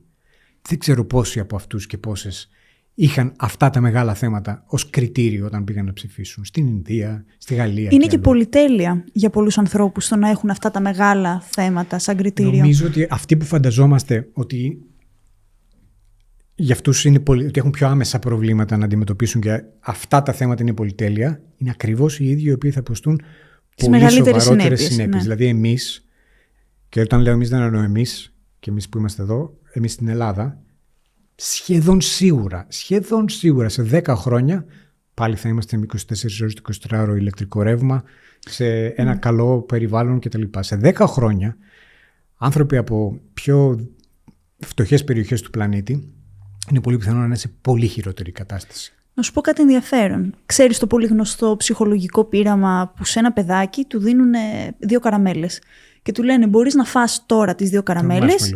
Μπράβο, πολύ ωραία. Ή αλλιώς να περιμένεις μισή ώρα και να σου φέρω ένα ντόνατ. Αυτό το πείραμα λοιπόν φέρνει τα αποτελέσματα ότι τα παιδιά που μπορούν και περιμένουν να φάνε τον ντόνατ είναι πιο πετυχημένα στη ζωή τους, γιατί καθυστερούν την ευχαρίστηση κλπ. Το ενδιαφέρον για αυτό που δεν ξέρει κανείς είναι η κριτική πάνω σε αυτό το πείραμα, το οποίο είναι απολύτως συνδεδεμένο με το προνόμιο. Φέρνει εντελώς άλλα αποτελέσματα στους δυτικούς πολιτισμούς από ότι αν πας να το τρέξεις σε άλλους πολιτισμούς ή σε φτωχές χώρες ή σε φτωχούς ανθρώπους. Γιατί εκεί δεν έχει την πολυτέλεια να περιμένει. Δεν έχει μάθει ότι μπορεί και να περιμένω. Σου λέει: εγώ πρέπει να επιβιώσω. Θα φάω τώρα τις καραμέλες, γιατί εδώ είναι και δεν ξέρω αν μετά θα έρθει πότε το ντόνατ. Με τον ίδιο τρόπο, λοιπόν, νομίζω ότι είναι και πολύ πιο δύσκολο για ανθρώπους που αντιμετωπίζουν άμεσα πρακτικά προβλήματα να δουν τι σημαίνει σε 20-30 χρόνια κλιματική αλλαγή. Σωστά. Εκεί είναι το μεγάλο διακύβευμα. Φυσικά υπάρχει και πρόβλημα ηγεσίας σε εκείνες τις χώρες και το μεγάλο διακύβευμα είναι όλα αυτά να εξηγηθούν με απλό και κατανοητό τρόπο για όλο τον κόσμο. Παρεπιτόντως, δεν πρέπει να υποτιμούμε τους ανθρώπους. Διαισθητικά καταλαβαίνουν τι γίνεται. Όλοι. Βέβαια, όλοι ξέρουμε ότι ζεσθενόμαστε. Το καταλαβαίνουν, το βλέπουν στις ζωές τους, στα χωράφια τους, στις καλλιέργειές τους, καταλαβαίνουν τι συμβαίνει. Είναι μεγάλο το στοίχημα και υποχρέωση και του επιστημονικού και του πολιτικού κόσμου είναι να επικοινωνήσει τις λύσεις με όρους που να αφορούν την καθημερινότητα των ανθρώπων αυτών, ώστε να μπορούν να ψηφίσουν. Έχουμε δει πώς γίνεται με το λάθος τρόπο. Ένα παράδειγμα ήταν ο νόμος στα καύσιμα που προσπάθησε να περάσει η γαλλική κυβέρνηση, ο οποίος έπλητε περισσότερο τους ανθρώπους που δυσκολεύονται να τα βγάλουν πέρα από τους πλούσιους. Και ποιο ήταν το αποτέλεσμα? Ένα νομοσχέδιο το οποίο είχε ως στόχο την περιορισμό των εκπομπών αερίων του θερμοκηπίου της Γαλλίας, να κατεβάσει κόσμο στους δρόμους. Τα κίτρινα γυλαίκα, ένα κύμα. Ήμουνα σε ένα συνέδριο στην Κύπρο πρόσφατα, στο οποίο συνέβη κάτι εκπληκτικό. Δεν το περίμενα και πήγα και απροετοίμαστος κιόλας. Ήταν εκεί μαζεμένοι άνθρωποι από τη Μέση Ανατολή. Η Κύπρος είχε πάρει την πρωτοβουλία. Δεν πρέπει να θυμηθώ πώς λέγεται το Ινστιτούτο που πήρε την πρωτοβουλία. Εντάξει, δεν έχει και τόσο σημασία όσο η πρωτοβουλία. Στο συνέδριο αυτό είχε πάρα πολύ μεγάλο ενδιαφέρον το ότι βρέθηκαν άνθρωποι από την Αίγυπτο, το Λίβανο, το Ιράκ, την Ιορδανία, το Ισραήλ. Έγινε την περίοδο που οι Ισραηλινοί τίναζαν στον αέρα τα beepers και τα walkie-talkie στο νότιο Λίβανο. Ήταν όλοι αυτοί οι άνθρωποι στην ίδια αίθουσα, σε κάποιες περιπτώσεις συνυπήρξαν στο ίδιο πάνελ και μιλούσαν για την κλιματική κρίση. Στις χώρες αυτές που έχουν όλα αυτά τα προβλήματα, εκείνη την εποχή που πολεμούσαν μεταξύ τους, είχαν τόσα κοινά θέματα να συζητήσουν, τόσες κοινές λύσεις να αναζητήσουν, που γινόταν οφθαλμοφανές το διακύβευμα. Ήταν εξαιρετικά εύκολο να το καταλάβει κανείς από τους χάρτες που έδειχναν διάφοροι επιστήμονες, δεν ήταν μόνο επιστήμονες, ήταν και πολιτικοί από διάφορες χώρες, αλλά έδειχναν τους χάρτες με τις λεκάνες απορροής των ποταμών, τεράστιο το πρόβλημα της λειψιδρίας στην περιοχή, 14 από τις 17 πιο φτωχές σε νερό χώρες στον κόσμο είναι σε εκείνη τη γειτονιά. Οι λύσεις είναι διεθνείς. Οι λύσεις μπορούν να υλοποιηθούν μόνο με τη συνεργασία αυτών των χωρών. Και τα μηνύματα βγήκαν από το συνέδριο. Και τα μηνύματα αυτά πρέπει να φτάσουν με τον ένα με τον άλλο τρόπο στους αγρότες από την Ιορδανία, από το νότιο Ισραήλ, για να καταλάβουν ότι τις λύσεις θα τις βρουν αυτές οι 3 χώρες και θα τις υλοποιήσουν αυτές οι 3 ΜΚΟ στο πεδίο, στα χωράφια σας, στον τρόπο με τον οποίο αρδεύετε τις καλλιέργειές σας. Αυτή η δουλειά είναι που απομένει να γίνει. Είναι μεγάλη πρόκληση. Την έχουν καταλάβει οι κυβερνήσεις του κόσμου σε πολύ μεγαλύτερο βαθμό από ό,τι νομίζουμε. Ο περισσότερος κόσμος δεν έχει αντιληφθεί τι γίνεται κάθε χρόνο στη ΚΟΠ. Στις ετήσιες συναντήσεις δηλαδή των όλων των κρατών του κόσμου, όλων των χωρών του κόσμου, που μαζεύονται αξιωματούχοι από όλες τις χώρες σε ένα μέρος του πλανήτη κάθε χρόνο για να συζητήσουν αυτό το θέμα και να αναζητήσουν κοινές λύσεις. Προφανώς δεν γίνεται με τον σωστό τρόπο. Οι κοινές αποφάσεις πρέπει για να συμφωνήσουν 200 χώρες είναι σχεδόν αδύνατο. Με πολύ μικρότερο ρυθμό από ό,τι περιμένουμε προχωράει αυτή η διαδικασία, αλλά γίνεται. Και το αποτέλεσμα είναι ότι νομίζω και σε αυτές τις χώρες που θα αντιμετωπίσουν το μεγαλύτερο πρόβλημα και στις δικές μας, τα πράγματα στο επόμενο διάστημα θα πάνε πιο γρήγορα. Το προβλέπω, το πιστεύω και αυτό δεν είναι απεσιόδοξο. Παρ' όλα αυτά έχεις γράψει κάποια στιγμή ότι η ελληνική κοινωνία δεν αλλάζει και γι' αυτό το λόγο θα ξανακαταστραφεί το 2060. Ή κάπως έτσι το είχες πει. Τώρα λες ότι γίνονται άλματα. Δεν θυμάμαι το context, αρνούμε να αποδεχτώ την ακρίβεια του quote. Η βασική μου ερώτηση δεν είναι καν αυτή. Η βασική μου ερώτηση είναι, έχεις μετανιώσει ποτέ για κάτι που έχεις γράψει? Ναι, πολλές φορές. Κυρίως στην προηγούμενη καριέρα μου όταν έγραφα σε περιοδικά, και ήταν κυρίως περιοδικά lifestyle για ένα κόσμο που δεν το ήξερα αυτό για σένα. Εγώ σε γνώρισα στοχαστή, thought leader. Εδώ λέμε αλήθειες μόνο. Αποκαλύπτουμε βαθιά προσωπικά τραύματα. Δεν ήταν η καλύτερη μου να είμαι σε ένα τέτοιο περιβάλλον, αλλά ταυτόχρονα, πρώτα απ' όλα γιατί δεν καταλάβαινα, δεν αναγνώριζα τα ονόματα. Μου έλεγαν πάρε συνέντευξη από την τάδε και δεν ήξερα ποια είναι. Παρ' όλα αυτά, ακριβώς επειδή ήμουν ένα ούφο εντελώς εκτός θέματος, μπόρεσα σε αυτό το περιβάλλον να φτιάξω μια οικοθέση δικιά μου που έκανα κάποια πράγματα που δεν έκανε κανένας άλλος, καμία άλλη, και να έχω κάποια αξία, να προσθέτω κάποια αξία. Κάποιες συνεντεύξεις που δεν ενδιαφέρονταν να κάνει κανένας άλλος, καθόμουν και έψαχνα. Θυμάμαι το πρώτη μεγάλη συνέντευξη που πρότεινα, δέχτηκαν και έκανα. Έψαχνα να βρω κάποιον που να πάσχει από το σύνδρομο του κόλπου. Ήταν μετά από το δεύτερο πόλεμο στον κόλπο, που είχε εμφανιστεί μια περίεργη ιατρική κατάσταση που γύρναγαν βετεράνοι Αμερικάνοι, οι οποίοι είχαν κάποια περίεργα συμπτώματα. Δεν μπορούσαν να κοιμηθούν, έτρεμαν. Κανένας δεν ήξερε τι ήταν αυτή η ασθένεια. Και μου είχε κολλήσει η ιδέα να ψάξω να βρω έναν Ελληνοαμερικάνο, ο οποίος να πάσχει. Δεν ξέρω πώς. Κοίταγα λίστες στο ίντερνετ τότε με βετεράνων, με ονόματα βετεράνων, από οργανώσεις βετεράνων, και έψαχνα να βρω ελληνικά ονόματα. Θυμάμαι ότι το πρώτο όνομα που βρήκα ήταν ένας Λιθουανός. Δεν ήταν Έλληνας, έμοιαζε το όνομά του, κάτι τελείωνε σε «ας», ο οποίος είχε πολύ όρεξη να μου πει την ιστορία του καημένος και τώρα έκανα ghosting. Γιατί δεν ήταν Έλληνας. Αλλά βρήκα έναν Έλληνα που ζούσε δίπλα στην Ακρόπολη και μου το είπε και μου είπε την ιστορία του. Και άρχισα να γράφω και άλλες τέτοιες ιστορίες. Οπότε έφτιαξα μια θεσούλα μέσα σε όλο αυτό το σύμπαν που δεν καταλάβαινα, δεν ήξερα πολύ καλά. Το οποίο, εντάξει, στην αρχή κιόλας περιφρονούσα λίγο. Μετά γνώρισα τους ανθρώπους του.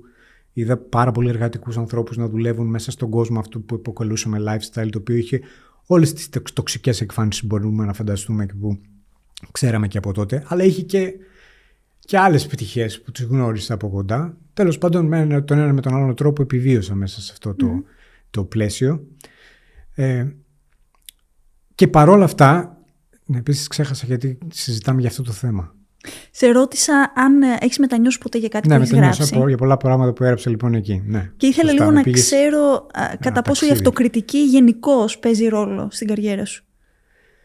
Συνέχεια αμφισβητώ αυτά που γράφω. Στο παρελθόν ήμουνα λιγότερο ευέλικτος ως προς το να αλλάξω μια άποψη την οποία είχα καταγράψει δημόσια. Okay. Αλλά αυτό άλλαξε. Πολλά πράγματα άλλαξαν. Είναι μια διαρκής άσκηση. Το να πρέπει να βρεις μια θέση και να την υποστηρίξεις γραπτά, δημόσια, δεν είναι μικρό πράγμα, είναι έκθεση. Πρέπει να είναι ευθύνη, πρέπει να το κάνεις καλά, πρέπει να το κάνεις με στέρεο τρόπο. Δεν το κάνεις πάντα καλά, δεν υπάρχει ο χρόνος, δεν υπάρχει το περιθώριο να έχεις την πλήρη τεκμηρίωση. Μερικές φορές το κάνεις πιο αδέξια, μερικές φορές κάνεις και λάθος. Θυμάμαι ότι παλιότερα, ειδικά στην αρχή, και λόγω ανασφάλειας, για αυτή την έκθεση ήμουν λιγότερο ευέλικτος στο να αναπροσαρμόσω την άποψή μου όταν στοιχεία που ακολουθούσαν δεν συμφωνούσαν με αυτή. Αλλά αυτό άλλαξε και νομίζω ότι άλλαξε και πέρα από την τριβή με το αντικείμενο, άλλαξε και επειδή μεγάλωνα. Όταν μεγαλώνουμε, πολλές πτυχές μας αλλάζουν.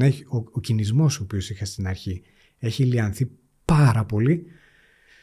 Όχι μόνο επειδή έχω τριφτεί περισσότερο με τα θέματα, επειδή έγινα μπαμπάς. Επειδή άρχισα να βλέπω περισσότερες καταστάσεις, να αποκτώ περισσότερη εμπειρία ζωής. Έκανες και ψυχοθεραπεία κάποια στιγμή? Όχι, μέχρι τώρα. Οκ. Εξαίρεση αυτό. Συνήθως με όποιον συζητάμε έχει κάνει κάποια στιγμή ψυχοθεραπεία και γι' αυτό έχουν έρθει αυτές οι αλλαγές. Οι αλλαγές αυτές, οι οποίες είναι ανολοκλήρωτες ακόμα, νομίζω επειδή έχουμε ακόμα μεγάλης βελτίωσης, έγιναν οργανικά. Το κατάλαβα. Ήμουν μια φορά σε ένα αεροδρόμιο. Και περιμέναμε στο gate να φύγουμε και ήταν ένα παιδάκι μικρό, το οποίο είχε πάθει αυτό το tantrum. Okay. Δηλαδή είναι αυτό το παιδάκι το οποίο έχει λυσάξει, κλαίει, φωνάζει, ουρλιάζει, δεν μπορείς να το ελέγξεις. Και ήταν η μαμά του δίπλα και το αγνοούσε παντελώς, δεν έκανε τίποτα. Είναι και θέμα γνώσης και εμπειρίας. Να ξέρεις τι συμβαίνει σε αυτές τις περιπτώσεις. 10 χρόνια νωρίτερα, ο ίδιος εαυτός αμέσως θα χαρακτήριζε τη μαμά. Λέγει, τι μάνα είναι αυτή. Μάζεψε κυρά μου το παιδί σου και με τέτοιο... Όχι. Το πρώτο πράγμα που σκέφτηκα βλέποντας αυτή τη σκηνή ήταν τι έχει τραβήξει αυτή η μάνα το τελευταίο 3ωρο. Τι έχει περάσει αυτός ο άνθρωπος που δεν ξέρω, δεν υποπτεύομαι πόσο απέραντη κατανόηση έχω απέναντί της, ποιος είναι ο καλύτερος τρόπος να τη βοηθήσω να βγει. Αυτή είναι, όχι το παιδάκι που ουρλιάζει δίπλα έτσι και ορίεται, να βγει από αυτήν την μαύρη τρύπα στην οποία βρίσκεται αυτή, πώς μπορώ να τη στηρίξω. Αυτό δεν υπήρχε πριν. Ήμουν πάρα πολύ επιθετικός απέναντι. Νομίζω ότι είχα μικρότερη εμπειρία ζωής, μικρότερα πράγματα, μικρότερη τριβή με το αντικείμενο στο οποίο έγραφα. Έγραφα πάρα πολύ επιθετικά για την κυβέρνηση, επικρίσεις που τα έκανε όλα λάθος. Τα έκανε όλα λάθος, αλλά μετά άρχισα να γνωρίζω έναν και τους ανθρώπους. Να καταλαβαίνω ότι δεν είναι όλοι οι ίδιοι. Ότι κάποιοι καταλαβαίνουν 5 πράγματα παραπάνω. Και ίσως ανοίγει μια συζήτηση.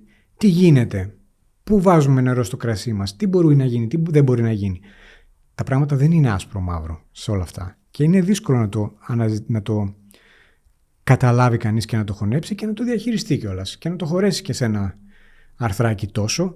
Και να έχει μέσα και την κριτική και την απεισιοδοξία όσο χρειάζεται και όσο κινησμό είναι γόνιμο να υπάρχει, αλλά και την ενσυναίσθηση και την άλλη πλευρά και την κατανόηση για τους ψηφοφόρους του Τραμπ και μια βαθύτερη αντίληψη του τι οδηγεί έναν άνθρωπο σε μια κατάσταση στην οποία δεν αποδέχομαι και δεν μπορώ ποτέ να κρίνω με θετικό τρόπο. Αυτό είναι αγώνας, είναι δύσκολο. Εντάξει, βοηθάει. Αν γράφεις τακτικά κάθε 2 φορές τη βδομάδα και τα γραπτά σου βγαίνουν προς τα έξω και έχεις αυτή την έκθεση, είναι μια τριβή. Εκπαίδευση. Θα προτιμούσα να είναι πιο ταχύρυθμη, γιατί έγραψα πάρα πολλές βλακίες όταν ήμουν σε εκείνο το χώρο, των περιοδικών, ήμουν πάρα πολύ πιο... Ήσουν και, από ό,τι καταλαβαίνω, και αρκετά μικρότερος. Ήμουν μικρός. Άρχισα να δουλεύω εκεί πέρα 22 χρονών. Okay. Ναι, σε αυτά τα πράγματα. Ήταν μια πορεία μεγάλη. Και επίσης, βιολογία έχω σπουδάσει. Δεν έχω καμία formal εκπαίδευση πάνω στο κομμάτι της δημοσιογραφίας. Παρ' όλα αυτά, έχεις πολλές διαδικασίες. Δηλαδή, τώρα ψάχνοντας για τη σημερινή μας συζήτηση, έπεσα πάνω σε ένα πείραμα που είχες κάνει κάποια στιγμή που λεγόταν εξωφρενική συγγραφή. Ναι. Και πες μας λίγο για αυτά τα μικρά εργαλεία και διαδικασίες που χρησιμοποιείς και σε βοηθούν είτε να γράψεις, είτε να βρεις έμπνευση, είτε να δοκιμάσεις τέλος πάντων πράγματα. Αυτές οι ρουτίνες τώρα είναι και αυτοσχέδιες και λίγο προσωπικές, με την έννοια δεν ξέρω αν κουμπώνουν και στην κατάσταση ζωής πολλών που μας ακούνε, μας βλέπουν. Το 2012, όταν έφυγα από εκείνη τη δουλειά και ήθελα να γράψω ένα μυθιστόρημα, είχα στο μυαλό μου την ιδέα ενός μυθιστορήματος που διαδραματίζεται μέσα στην οικονομική κρίση, αλλά πίστευα ότι δεν έχω την αυτοπιθαρχία. Τότε είχα αρχίσει να αναπτύσσω ένα αρκετά πιστό αναγνωστικό κοινό, κυρίως μέσω του διαδικτύου, που με διάβαζε και στα χάρτινα, αλλά διάβαζε και αυτά που έγραφε στα blogs και στα sites. Οπότε είπα, θα κάνω outsource την υποχρέωση να μου επιβάλλετε την πειθαρχία και να γράψω το μυθιστόρημα σε εσάς. Και το έκανα ως εξής.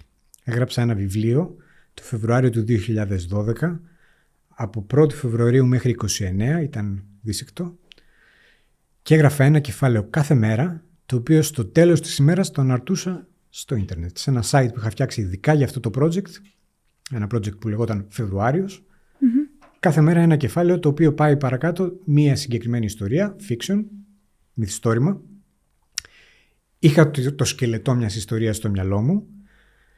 Είχα κουμπώσει και το concept στην υπόθεση του βιβλίου, δηλαδή πρόκειται κάτι σαν ημερολόγιο που γράφει ο πρωταγωνιστής με τα πράγματα που του συμβαίνουν κατά τη διάρκεια του Φεβρουαρίου του 2012 στην Αθήνα, γεγονότα τα οποία συμβαίνουν στον πραγματικό κόσμο, πράγματα τα οποία είχαν βιώσει οι αναγνώστες και οι αναγνώστριες την ίδια μέρα στη ζωή τους εκεί έξω. Είχαν ίδιες δηλαδή παραστάσεις με τον πρωταγωνιστή του βιβλίου που τα περιέγραφε στο κεφάλαιο που αναρτούσε το βράδυ. Κάπου στις 12 Φεβρουαρίου νομίζω είχε καεί το Αττικόν. Είχαν γίνει μεγάλες ταραχές, τα μεγάλα επεισόδια στο κέντρο της Αθήνας, είχαν καεί οι κινηματογράφοι, είχε γίνει χαμός. Στο κεφάλαιο της ημέρας ο πρωταγωνιστής είχε κατέβει στο κέντρο, στο επεισόδιο. Και αυτό το έκανα κάθε μέρα. Okay. Ένα κεφάλαιο βιβλίου. Το βιβλίο ολοκληρώθηκε στις 29 ημέρες. Έφτασαν να το διαβάζουν 20.000 άνθρωποι. Ήμουν εκτεθειμένος σε 20.000 ανθρώπους κάθε μέρα να τους έχω έτοιμο ένα κεφάλαιο, το οποίο να είναι και αξιοπρεπές, να μην είναι με ορθογραφικά λάθη και λογικά χάσματα. Μία πλοκή που να βγάζει νόημα. Μία ροή που να έχει συνέχεια, να θες να διαβάσεις το επόμενο κεφάλαιο την επόμενη μέρα, χωρίς να χάσω καμία και χωρίς να κάνω λάθη σοβαρά. Ήταν πάρα πολύ δύσκολο και σωματικά. Αλλά βέβαια είχα την ανατροφοδότηση του feedback κατά τη διάρκεια της πορείας. Είχα έναν αναγνώστη να μου στέλνει μήνυμα στις 3 η ώρα το πρωί, να μου λέει ότι είναι στον Εύρο, κάνει γερμανικό νούμερο, είναι φαντάρος, τελειώνει η ώρα του και πρέπει να ήταν μετά τις 3, πλησίαζε 4 η ώρα το πρωί. Πού είναι το κεφάλαιο της ημέρας να το διαβάσω, γιατί δεν το έχεις ανεβάσει ακόμα. Στη Σκοπιά. Ξέρεις τι μου αρέσει πολύ σε αυτήν την ιστορία? Το πώς φαίνεται ότι ξέρεις τις δυνάμεις σου και ξέρεις και τις αδυναμίες σου. Δεν τις ήξερα πριν. Παρ' όλα αυτά, και μόνο αυτό το κόλπο που βρήκες, το συμπεριφορικό, εγώ μόνος μου δεν ξέρω αν έχω την πειθαρχία να το γράψω. Αν όμως με κρατάτε εσείς υπόλογο, θα κάτσω να το γράψω. Αυτό, ξέρεις, στηρίζεται και πάρα πολύ στις αρχές θετικής ψυχολογίας. Δηλαδή, μια εξέχουσα μορφή των θετικών ψυχολόγων, ο Σέλιγμαν, λέει ότι έτσι χτίζουμε ψυχική ανθεκτικότητα. Με το να ξέρουμε τις δυνάμεις μας και να επενδύουμε πάνω σε αυτές. Και αντίστοιχα, να βρίσκουμε τρόπους για να μην μας εκθέτουν οι αδυναμίες μας.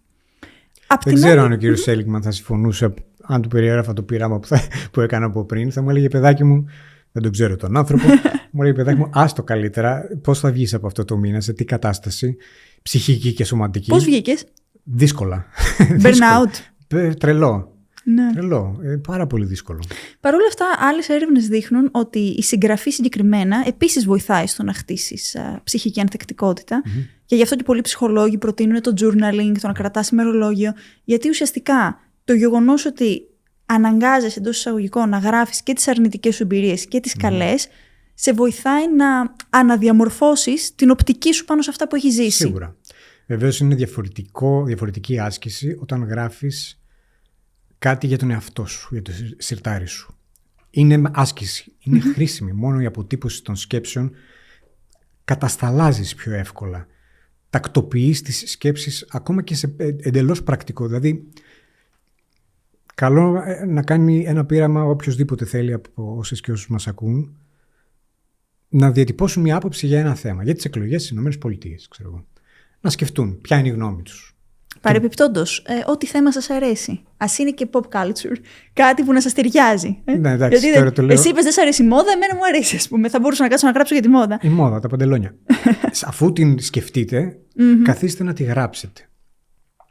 Σχεδόν πάντα, 9 φορές στις 10, γράφοντας από τη διαδικασία του γραψίματος, μαθαίνουμε περισσότερα πράγματα. Επεκτείνουμε την άποψή μας καλύτερα. Την κάνουμε πιο Μπαίνεις γεμάτη. και στην διαδικασία να σκεφτείς τον αντίλογο. Να σκεφτείς τον αντίλογο, να σκεφτείς μία επιμέρους πτυχή που μέσα στο μυαλό σου δεν την είχε σκεφτεί φευγαλέα. Είναι πολύ καλή άσκηση. Το να γράφεις για κοινό είναι αρκετά διαφορετικό. Μπορεί να είναι και λιγότερο χρήσιμο, ειδικά σε κάποιες περιπτώσεις που νιώθεις ότι κάνεις performance, ότι πρέπει να υποδηθείς ένα ρόλο, ότι πρέπει να απευθυνθείς, ότι όταν έχεις στο μυαλό σου τον αναγνώστη, την αναγνώστρια. Αλλά εσύ έχεις στο μυαλό σου αναγνώστες, ποτέ? Όχι. Καθόλου. Και νομίζω ότι είναι μια πολυτέλεια την οποία την έχω εξασφαλίσει από την αρχή στον εαυτό μου. Ένα από τα βασικότερα πράγματα που γράφω είναι το newsletter. Κάθε εβδομάδα, κάθε Παρασκευή από το 2013, αν δεν κάνω λάθος, γράφω κάθε Παρασκευή ένα εβδομαδιαίο newsletter, το οποίο το στέλνω μόνο σε ανθρώπους που έχουν επιλέξει να γραφτούν στο site μου για να το παίρνουν. Σε κανέναν, δεν το έχω δώσει ενεργητικά σε κανέναν. Έχουν γραφτεί 7.000 κάτι άνθρωποι μέχρι τώρα να το παίρνουν, στο οποίο γράφω μόνο πράγματα που ενδιαφέρουν εμένα. Είναι το newsletter της Καθημερινής? Όχι. Είναι προσωπικό δικό σου newsletter? Είναι προσωπικό δικό μου newsletter, το οποίο το στέλνω κάθε Παρασκευή. Πώς μπορούμε να γραφτούμε εκεί? Πού το βρίσκουμε? Όποιος ενδιαφέρεται πραγματικά τα βρίσκει. Μπορεί να το βρει, γκουγκλάροντας το όνομά μου. Είναι στο site μου. Στο site σου μέσα λοιπόν. Και μπορεί να διαβάσει και τα προηγούμενα για να πάρει μια εικόνα. Αυτή η άσκηση ήταν πάρα πολύ πολύτιμη. Γιατί εκεί μπόρεσα να σταχυολογήσω και να βρω μόνο τους δικούς μου αναγνώστες. Γράφω εκεί, δεν με ενδιαφέρει τι ενδιαφέρει τον κόσμο. Καθόλου. Κατά τη διάρκεια της εβδομάδας, από όλα τη διαδικασία του διαβάσματος, της ιχνηλάτησης στο διαδίκτυο, όλα τα κόλπα που έλεγες ότι έχω αναπτύξει να κάνω για να γράφω, πολλά πράγματα περισσεύουν. Μένουν ενδιαφέροντα links, ενδιαφέροντα θέματα, άρθρα τα οποία έχω διαβάσει κάπου, ένα βιβλίο το οποίο διάβασα κάπου, τα οποία δεν χωράνε στα άρθρα της Καθημερινής, ούτε κάπου αλλού. Δεν έχω τι άλλο να τα κάνω. Αλλά πράγματα που πιστεύω ότι οι άνθρωποι που είναι σαν εμένα και σκέφτονται με παρόμοιο τρόπο και έχουν παρόμοιες περιέργειες, θα ήθελαν να τα διαβάσουν. Ξανά, τραβάω το μανίκι στο πάρτι και θέλω να σου πω κάτι που διάβασα χτες. Αυτό το κόνσεπτ. Τα ρίχνω λοιπόν, τα βάζω όλα εκεί μέσα. Μαζί με σκόρπιες σκέψεις που επίσης δεν χώρισαν αλλού. Και έχουν βρεθεί αυτοί οι 7.000 άνθρωποι, οι οποίοι διαβάζουν αυτά, τα οποία είναι αφιλτράριστα, είναι ακριβώς ότι υπάρχει στο δικό μου μυαλό. Και βέβαια δεν έχουν γραφτεί 7.000 άνθρωποι κατά τη διάρκεια αυτών των 10 χρόνων, έχουν γραφτεί 10.000. Κάποιοι σταμάτησαν να ενδιαφέρονται, διαπίστωσαν ότι δεν είναι πολύ ενδιαφέρον και σβήστηκαν. Σε ενοχλεί αυτό? Το βιώνεις σαν απόρριψη? Όχι, μ' αρέσει. Μόνο γιατί αυτό είναι ένας θύλακας. Το safe space σου, ας πούμε. Είναι ουσιαστικά, αναρωτιέσαι μερικές φορές, όλα αυτά τα πράγματα τα οποία έχω στο μυαλό μου και με ενδιαφέρουν, πόσους άλλους ενδιαφέρουν εκεί έξω? Είναι ένα διαρκές πείραμα. Και είναι ένας κόσμος με τον οποίο έχουμε αναπτύξει και μια σχέση, η οποία το τελευταίο διάστημα και γίνεται και ολοένα πιο αμφίδρομη. Έχει φτιαχτεί και ένα WhatsApp group ακόμα πιο κλειστό για τους πιο φανατικούς από αυτούς, με 1.000 άτομα μέσα, που τους στέλνω κάθε μέρα μηνύματα με ενδιαφέροντα πράγματα που βρίσκω. Και έχω αρχίσει να κάνω ακόμα και live συναντήσεις. Αυτό το group του WhatsApp πηγαίνω και τους βρίσκω. Τους λέω σε 2 ώρες θα είμαι εκεί. Ποιος μπορεί? Συνάντησα, ας πούμε, 6 Έλληνες στη Κοπενχάγη. Δεν γνωρίζονταν μεταξύ τους, αλλά είναι όλοι μέλη του group, του WhatsApp group, όλοι αναγνώστες και όλες του newsletter. Και είναι μια διαδικασία ουσιαστικά ταυτόχρονα validation ότι αυτά που ενδιαφέρουν εμένα ενδιαφέρουν και άλλο κόσμο. Απελευθέρωσης στο ότι μπορώ να ασχοληθώ μόνο με τα πράγματα που μου αρέσουν και δεν χρειάζεται να κάνω κανένα συμβιβασμό για να απευθυνθώ σε ένα ευρύτερο κοινό, δεν χρειάζεται. Και ταυτόχρονα να εχνηλατήσω λίγο, να καταλάβω ποια είναι αυτή η φούσκα μου. Τι άνθρωποι είναι αυτοί? Ήταν συγκλονιστικό σε μία από τις 11 συναντήσεις που έχουμε κάνει μέχρι τώρα. Έχω συναντήσει από κοντά περίπου 140-150 από αυτά τα άτομα. διαπίστωσα, εντάξει, έχουν όλοι ένα προφίλ πολύ ενδιαφέρον. Είναι 75% έχουν μεταπτυχιακό και πάνω. 1 στους 4 ζουν εκτός Ελλάδας. Είναι κυρίως ηλικίες από 35-44 είναι η μεγαλύτερη ηλικιακή ομάδα και στα Πέριξ. Είναι μορφωμένοι άνθρωποι, αλλά επίσης διαπίστωσε ότι υπάρχει και μια ποικιλία ταξική. Ότι έχεις εκεί ανθρώπους σε αυτά τα group που δεν βρίσκονται, δεν πάνε στα ίδια εστιατόρια. Τα παιδιά τους δεν πάνε στα ίδια σχολεία. Μπορεί κάποιος να έχει μια δουλειά η οποία να είναι μια κανονική δουλειά της εργατιάς, του μόχθου, ένας άλλος να έχει πουλήσει την εταιρεία του και να ταξιδεύει τον κόσμο. Το μόνο κοινό τους χαρακτηριστικό που βρίσκονται όμως γύρω από ένα τραπέζι είναι ότι ενδιαφέρονται για αυτά που τους γράφω εγώ. Και το να βλέπεις και να χαρτογραφείς τι άλλα κοινά χαρακτηριστικά έχουν. Πώς βλέπουν τον κόσμο, την πολιτική, τα θέματα της οικονομίας, πώς προσεγγίζουν όλα αυτά τα σημαντικά θέματα της ανθρώπινης ζωής. Να βλέπεις τα μεγάλα, τα πολλά κοινά τους χαρακτηριστικά. Εμένα μου δημιουργεί και την εικόνα μιας δυναμικής που υπάρχει ανεκμετάλλευτη εκεί έξω. Ξέρεις, είναι είναι ένα αποσύνολο, έτσι. Αλλά το βλέπω μπροστά μου. Αλλά έχει ενδιαφέρον, γιατί στην οργανωσιακή ψυχολογία έτσι χτίζουμε τα training ευαισθητοποίησης. Φέρνοντας κοντά ανθρώπους που νομίζουν ότι δεν έχουν κανένα κοινό μεταξύ τους και ψάχνοντας λίγο σε βάθος, βλέπεις ότι τελικά μπορεί να έχουν περισσότερα κοινά από ό,τι πράγματα που τους χωρίζουν. Αυτό είναι ένα πείραμα το οποίο πιστεύω ότι αξίζει τον κόπο να γίνει σε μεγαλύτερο βαθμό και σε μεγαλύτερη κλίμακα και στη δική μας κοινωνία. Γιατί ζούμε και σε εποχές ακραίας πόλωσης σε όλο τον κόσμο, η οποία πόλωση σε μεγάλο βαθμό είναι τεχνητή. Είναι όντως, αν βάλεις 2 ανθρώπους, τον έναν απέναντι από τον άλλον, που να μην συμφωνούν σε βασικά θέματα, στη μετανάστευση, σε θέματα ανθρώπινων δικαιωμάτων, και τους βάλεις να αναγνωρίσουν ο ένας τον άλλον την ανθρώπινη υπόστασή τους, βασικά κοινά χαρακτηριστικά, ότι εκεί 2 αγαπούν τις οικογένειές τους, τα παιδιά τους, ασχολούνται με κάποια βασικά πράγματα, ότι τα βλέπουν με κοινό και έχουν κάποιες σημαντικές διαφωνίες, τις οποίες αξίζει τον κόπο να τις συζητήσουν για να καταλάβεις από πού έρχεται ο άλλος. Να προσπαθήσεις τουλάχιστον, όχι πάντα επιτυχημένα, αλλά κάνεις μια προσπάθεια να μπει στη θέση του, να καταλάβεις από πού προκύπτει, από ποια ανασφάλεια πρέπει να γατζωθεί στην τάδε λανθασμένη ιδέα. Ναι, κάποια στιγμή έγινε της μόδας το δεν μπορώ να μιλήσω με χαζούς, και αυτό το πράγμα έχει γίνει μια φανταστική δικαιολογία, να βαφτίζουμε χαζό οποιονδήποτε άνθρωπο έχει μια άλλη άποψη από τη δική μας και τελικά δεν συνδιαλεγόμαστε, δεν διαπραγματευόμαστε. Αυτό είναι μια μεγάλη πρόοδος που είχα στην πορεία και εγώ θα ήθελα αυτή την πρόοδο να την έχω κάνει πολύ πιο νωρίς. Διαβάζοντας πράγματα πάρα πολύ επιθετικά που έγραφα κατά τη διάρκεια της οικονομικής κρίσης, ντρέπομαι. Είναι η ετεροντροπία. Cringe είναι η ετεροντροπία στα ελληνικά, παιδιά, για να ξέρετε. Ετεροντροπία για τον εαυτό μου κιόλας. 10 Gen Z που έχουμε εδώ. Δεν αναγνωρίζω τον άνθρωπο που τα έγραφε αυτά τα πράγματα.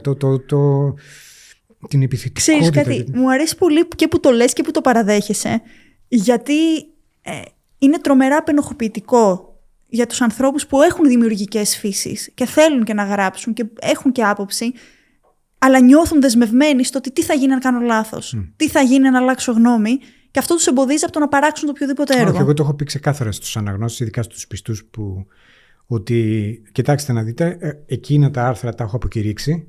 Δεν συμφωνώ πια. Κάποια που είχα γράψει, ξέρω εγώ, για τα εκκλησάκια στα νησιά. Ένα άλλο που είχα γράψει χιουμοριστικό για τις διακοπές ενός γκρινιάρη σε ένα ελληνικό τουριστικό προορισμό. Αυτά εγώ τα αποκηρύσω. Δεν μ' αρέσουν πια, δεν τα θέλω. Ξέρω, σας άρεσαν, τα διαβάσετε κτλ. Και σε κάποια έχω αρχίσει να βάζω σημείωση από πάνω. Δεν ταυτίζομαι πλέον. Αυτά... Φανταστικό. Αφού αλλάζει ο κόσμος. Αλλάζουμε κι εμείς. Αλλάζουμε τον τρόπο που βλέπουμε. Κάποια πράγματα ήταν λάθος η γλώσσα, λάθος οι εκφράσεις. Ναι, έχω πάρει πολλά από τη συζήτησή μας. Τα πιο ενδιαφέροντα για μένα είναι το ότι ξεκίνησες από βιολόγος και έγινες δημοσιογράφος.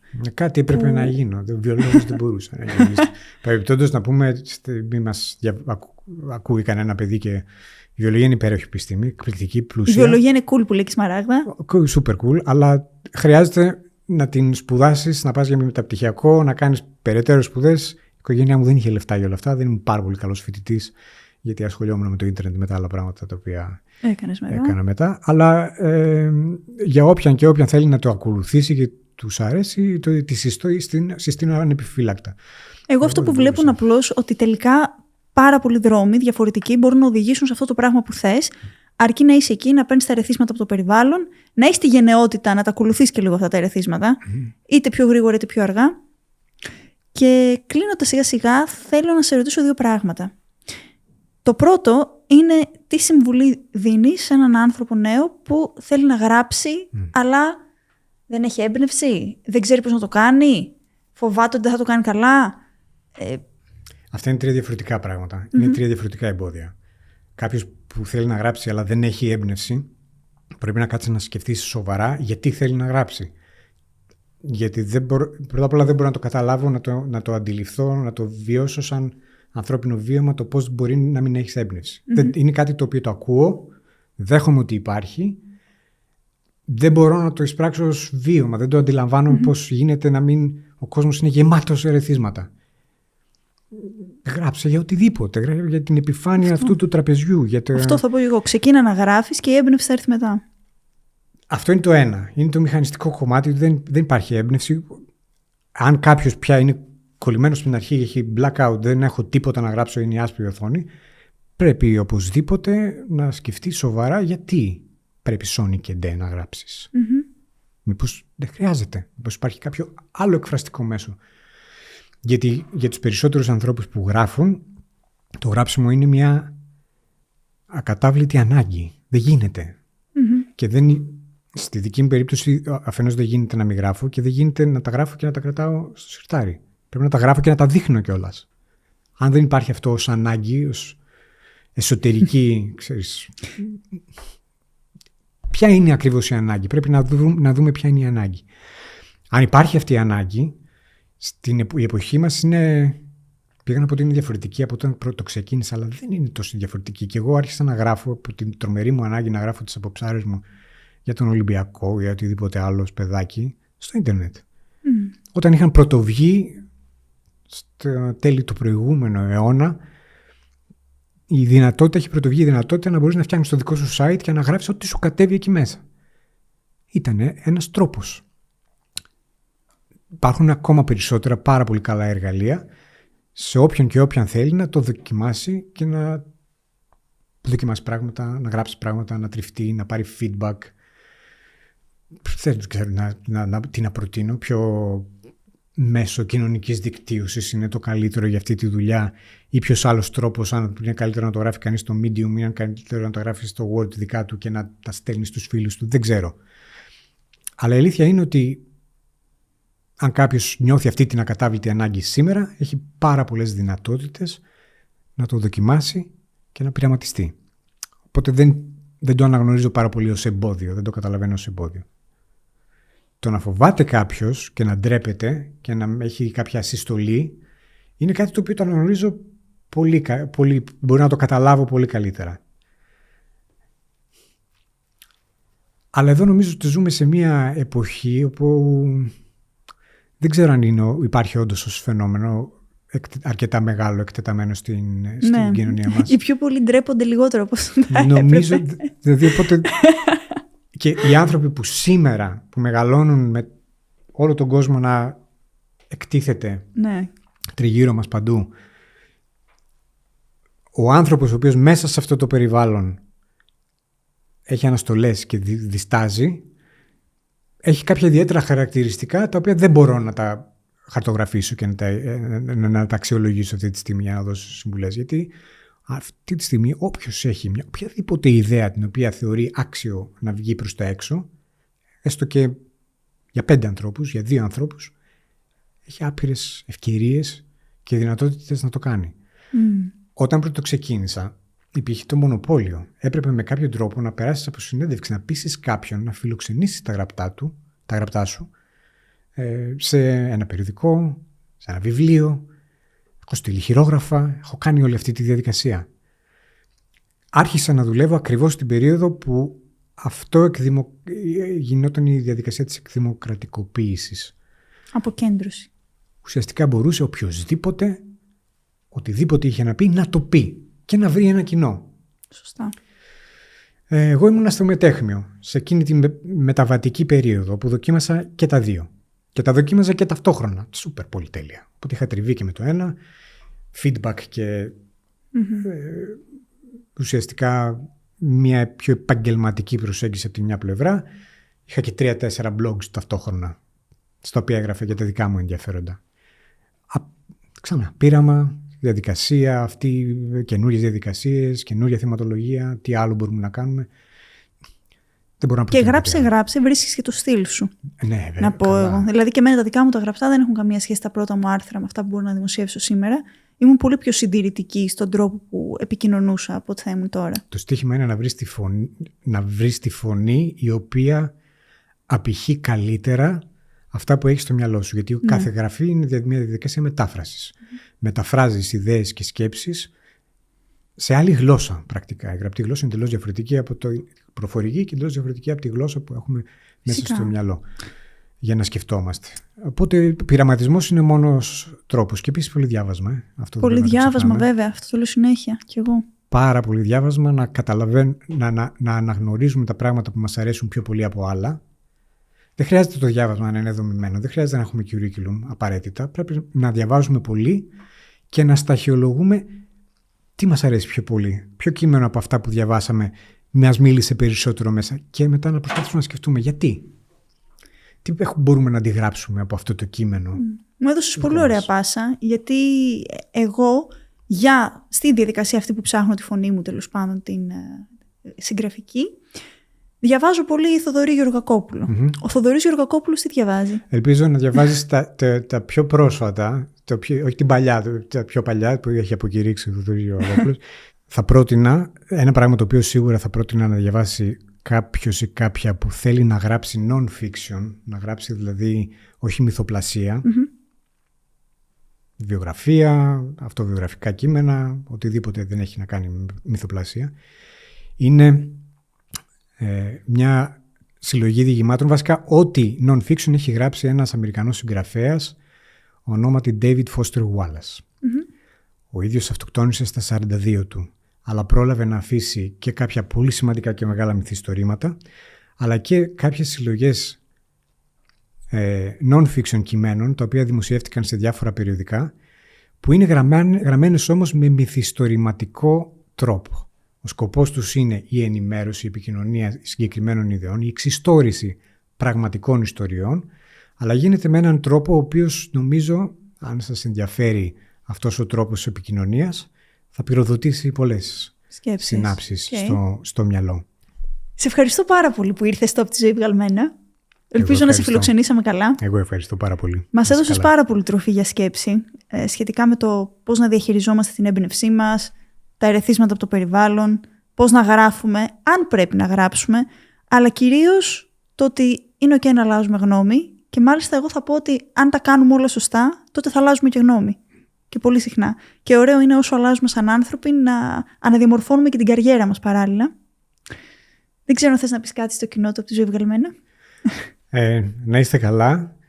Δεν ξέρω πότε θα παίξει το επεισόδιο και σε ποια κατάσταση θα είμαστε γεωπολιτικά και στον κόσμο. Κουράγιο σε έναν κόσμο που θα γερνάει, θα πνίγεται και θα καίγεται. Όλα καλά θα πάνε, αρκεί να τα βοηθήσουμε να πάνε καλύτερα. Τα φιλιά μου σε όλους.